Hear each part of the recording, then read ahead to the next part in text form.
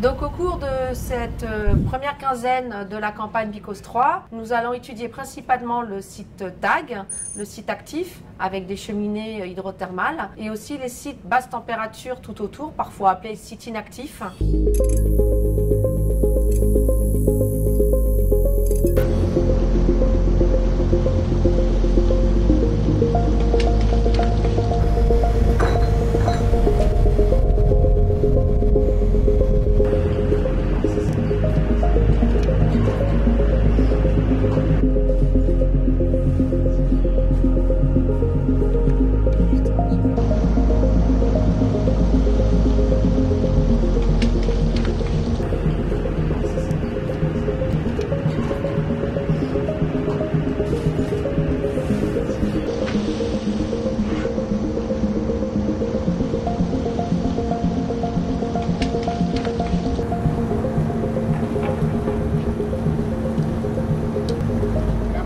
En gros, on a 5 carottes qui sont bien parce que j'ai encore de l'eau au-dessus, ça veut dire que c'est resté en place, l'interface elle est propre.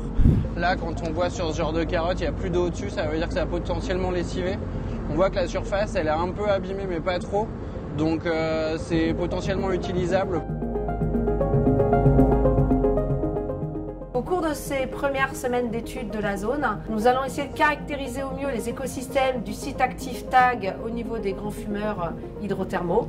Puis nous allons aussi caractériser plus finement l'activité biologique au niveau des zones à basse température que nous connaissons encore très mal actuellement. Le but de cette étude, dans le cadre d'un projet un peu plus large qui s'appelle Life Deeper, est d'arriver à une meilleure définition de ce qu'on appelle un site actif.